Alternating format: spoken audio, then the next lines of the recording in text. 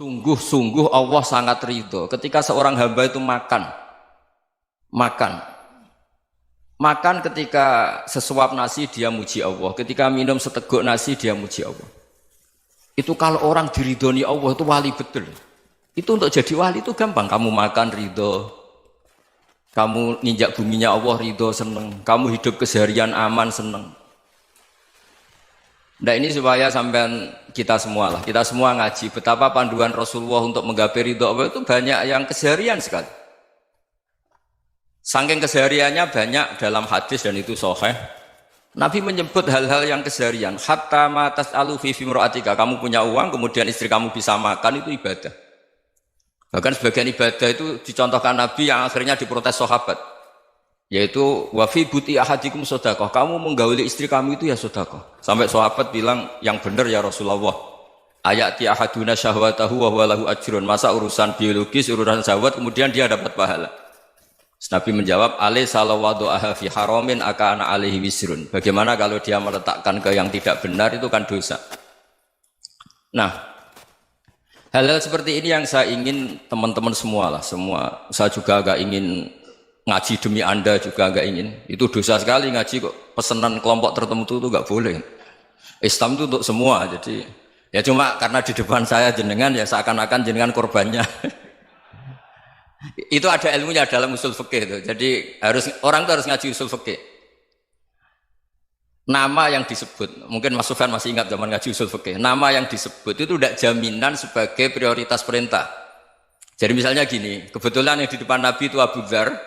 Nabi ya bilang, ya Aba Dzarin ini uhibbuka misalnya, atau ya Mu'ad ini muhibbuka, atau ya Abu Hurairah ini uhibbuka misalnya. Banyaklah riwayat yang Nabi nyebut ya Aba Dzarin, ya Mu'ad, ya Abu Hurairah. Kemudian misalnya Nabi meneruskan khitab, ini uhibbuka, saya mencintai kamu, fakul dubur sholatin, atau sebagian riwayat disebut fala tada'an la dubura kulli sholatin, Allahumma inni ala dzikrika wa syukrika wa husni ibadatik. Saya mencintai kamu, siapa saja, Mu'ad bisa, Abu Dzar bisa siapa. Saya mencintai kamu, mohon kalau habis sholat kamu jangan lupa wiridan Allahumma a'inni ala dzikrika wa syukrika wa husni ibadatik. Ya Allah, tolong kami permudah supaya mudah ingat engkau. Anda tidak bisa mentang-mentang, wong nama saya Parmin, nama saya Purnomo, itu yang diperintahkan Mu'ad misalnya. Jadi yang disebut satu, tapi khitab itu untuk siapa saja. Saya teruskan ya. Jadi saya mohon semua kita melakukan kebaikan itu, kalau dalam kaidah fikih disebut al-yakin la yuzalu bisyak. Banyak kebaikan yang kebenarannya itu 100%. Tidak punya efek samping ke pihak lain, ke kelompok lain, ke komunitas lain. Itu tadi misalnya Anda makan, dan itu murah sekali, hanya butuh satu piring. Setiap punyaan kamu muji Allah, setiap minum kamu muji Allah. Itu redaksinya Rasulullah SAW disebut, Allah sangat ridho ketika seorang hamba makan, kemudian dia memuji Allah. Atau minum, kemudian dia muji Allah. Logikanya gampang, negara seperti ini yang kamu harapkan bentuknya kayak apa, mertua, ipar, komunitas, tetangga, itu nyata terjadi itu kan belum pasti. Sementara yang mesti terjadi adalah kamu butuh makan, kalau tidak mati. Butuh minum, kalau tidak mati. Butuh bumi yang nyaman ditempati, kalau tidak kita juga mati. Sebab itu Allah kalau menyebut nikmatnya itu hal-hal yang keseharian. Alladzi at'amahum min ju'. Allah itu siapa? Allah itu yang menciptakan kamu bisa makan. Tidak berlebihan, Allah itu yang menciptakan kondisi sosial itu ideal. Zaman Nabi itu ya ada orang munafik. Orang-orang pilihan Allah itu juga diuji orang sekelilingnya yang macam-macam. Semua diuji sesuai konteks zaman dan waktu. Nah, tapi ada ibadah-ibadah yang selalu disarankan Nabi. Sampai Nabi itu pernah ditanya, ayul islami khairun ya Rasulullah, Islam terbaik itu gimana? Jawaban Nabi itu unik. It'amut to'am, Islam terbaik itu ya makan-makan, santai-santai. Ketika Allah menyebut beberapa kebaikan, falak tahamal akobah, wa ma adrokan apa? Mal akobah. Terusannya apa? Fakku rokobah. Terusannya apa? Au it'amun fiyaumin di masubaya. Atau acara makan-makan itu juga Islam. Kenapa? Ya bayangkan kalau tidak ada makanan, kita mati kan? Kondisi sosial tidak ideal itu Anda masih gak apa-apa. Tapi kalau Anda tidak makan, Anda tidak minum, Kamu punya istri cerewet masih bisa hidup, punya mertua cerewet masih bisa hidup. Tapi kalau tidak makan bisa mati. Berarti penting mana istri sama makan? Penting mana? Makan. Semoga istri Anda dengar. Nanti kamu disuruh makan tapi pulang deh. Itu kalau dibahasakan makan masih memahami. Penting mana nasi satu piring dengan istri. Nggak ada nasi mati, nggak ada istri belum mati. Penting mana? Gak berani jawab kan? Nah, ternyata Anda ada garang kan di depan istri. Jadi saya mohonlah, mungkin Mas Sufyan Sauri tadi yang bisa bantu lah. Teman-teman tuh ngaji yang keseharian saja. Karena kita nyari ridha Allah itu berdasar firman Allah. Dan firman Allah itu menyebut keseharian tuh riang, gampang.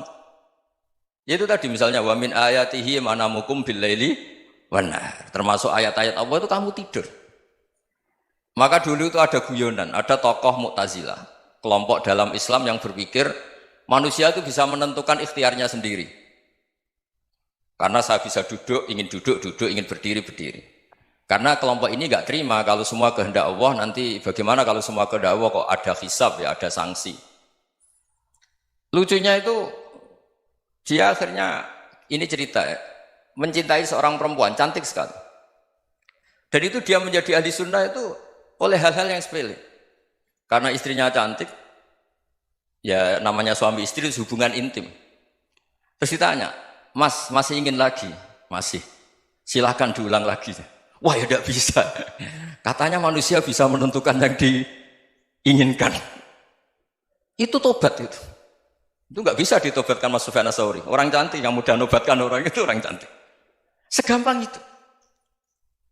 Akhirnya kita tahu, makanya kalau dalam kitab Hikam itu disebut al-aqil mayyakul madza yaf'alu wa hubi wal ghafil mayyakul madza af'al. Orang yang punya akal karena sadar ini wilayah Allah, semua milik Tuhan. Itu dia tiap hari berpikir, besok Allah akan melakukan apa terhadap dunia ini. Kamu merencanakan suatu mau plesir, ternyata gempa. Mau wisata ke Rusia, ternyata perang. Kamu tidak pernah tahu apa yang akan terjadi besok. Wa ma tadri nafsum madza taksibu ghadan. Tapi anda semua kita ini sering punya jadwal permanen. Makanya saya kalau diundang siapa saja, bisa takdir. Yang jelas Gus ini acara penting.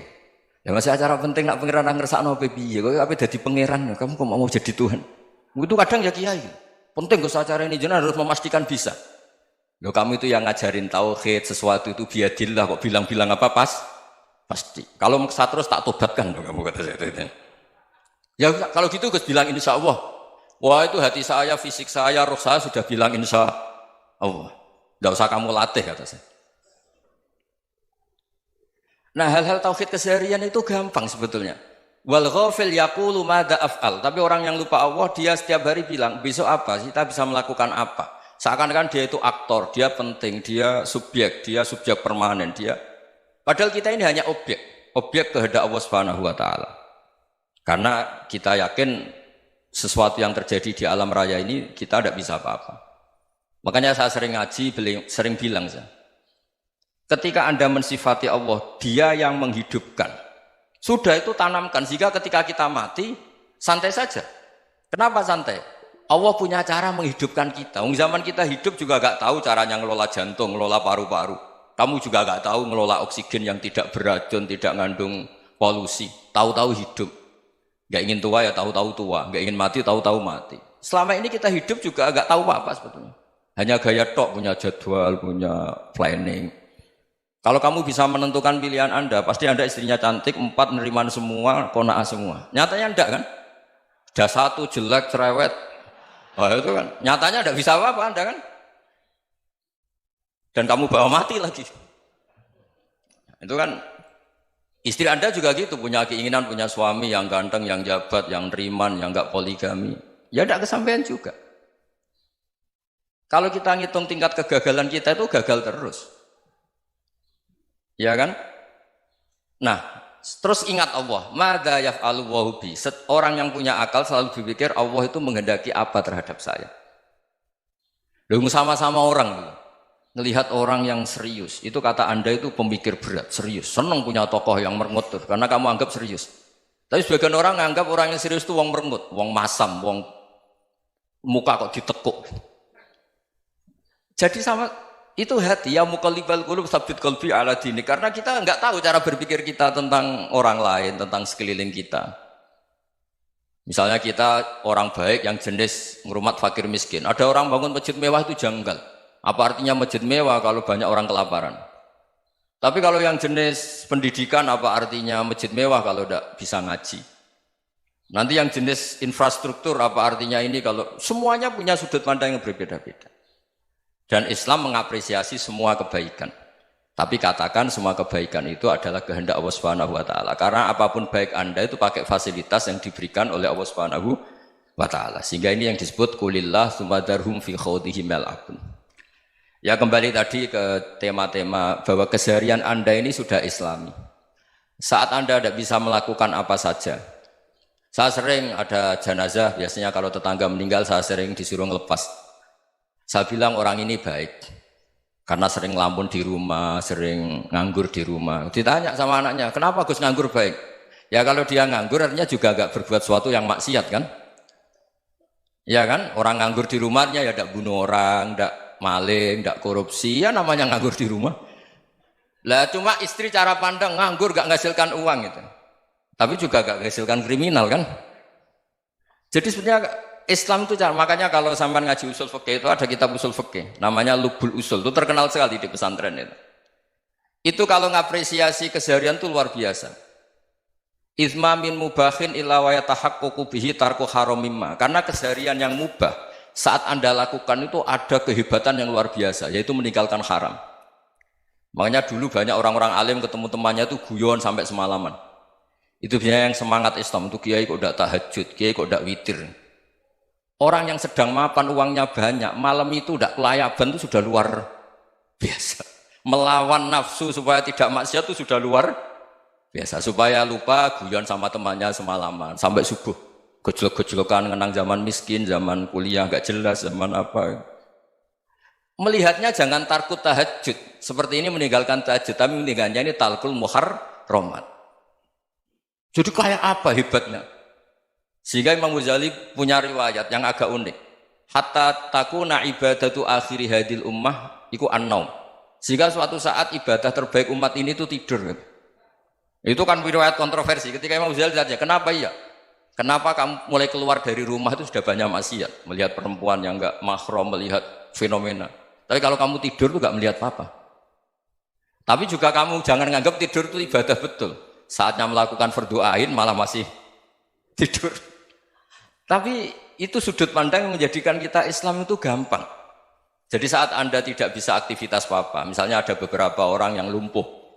Lumpuh itu memang nggak bisa Jumatan, nggak bisa ibadah, tapi dia juga nggak bisa maksiat. Tidur itu memang Anda saat itu tidak bisa tahajud, tidak bisa witir, tapi saat itu ada zina, ada maling, tidak gosipkan orang, tidak bully orang, tidak menanamkan kebencian, tidak hasud. Sehingga tidur menurut Allah Ta'ala wa min ayatihi manamukum billaili apa? Wan-nahar. Karena di tidur itu selain ada unsur istirahat, jaga kestamina, juga ada unsur meninggalkan beberapa keburukan. Nah saya mohon ibadah yang keseharian ini kita jaga. Supaya kita semua baca ayat itu fasih. Fasih itu tertanam di hati. Allah itu siapa? Alladzi at'amahum min ju'i wa amanahum min khauf. Dan Allah kalau cerita di Quran itu anna subabnal ma'a subba thumma syaqaqnal ardhan wa syaqqa fa ambatna fiha habba wa inaba wa qadba wa zaituna wa nakhla wa hadaika hulba. Kamu tahu saya ini siapa kata Allah? Saya ini adalah Tuhan yang menurunkan air. Kemudian ada tanaman banyak. Habba wa inaba wa qadba, ada zaitun, ada tin, kalau orang Jawa mungkin ada tela, ada padi, ada mangga, ada pisang. Sudah. Wa inaba wa zaituna wa nakhla wa hadaika hulba. Ada perkebunan yang lebat. Tujuannya apa? Mata Allahkum, silahkan kamu pakai, kamu nikmati. Tapi karena kadang kita ini punya ide-ide besar. Tadi untuk syukur saja nunggu punya istri riman, rumah baik, tetangga baik, komunitas baik, semuanya baik baru syukur. Lama-lama nanti ada di surga, syukurnya nunggu surga paling kelas A. Itu sudah ada yang menghuni Rasulullah, kamu nggak boleh di situ. Masa untuk syukur saja? Repotnya Masya Allah. Jadi mohonlah Quran yang kalau Anda hafalkan juz sama itu kan ada ayat-ayat yang kayak tadi. Ya, fal yang dzuril insanu ila ta'ami. Coba lihat Apa yang kamu makan ya? Dari mana? Dan untuk mempertahankan hidup kamu keseharian. Jadi jangan kira ibadah itu harus membentuk komunitas yang versi Anda. Ibadah itu harus yang hal yang mulu-mulu. Kesehariannya Anda alami. Loh ini saya tidak bikin-bikin. Saya ngaji bukan karena berdasar pesanan. Itu ayat yang saya baca kan betul ada ayatnya kan. Fal yang dzuril insanu ila ta'ami. Anna soba penal ma'a sobba. Thumma syaqaqnal ardo syaqqa. Fa'ambasna fiha habba wa inabau wa qadba wa zaitunau wa nakhla wa hadaika ghulba. Terusannya apa? Mata'al lakum. Silakan kamu nikmati. Mata itu silakan kamu nikmati. Ya kayak sampean dikasih hidangan ya makan. Ya sudah makan. Habis makan ya minum. Habis itu ngantuk ya tidur. Ya sudah normal-normal saja. Kayak apa indahnya Islam.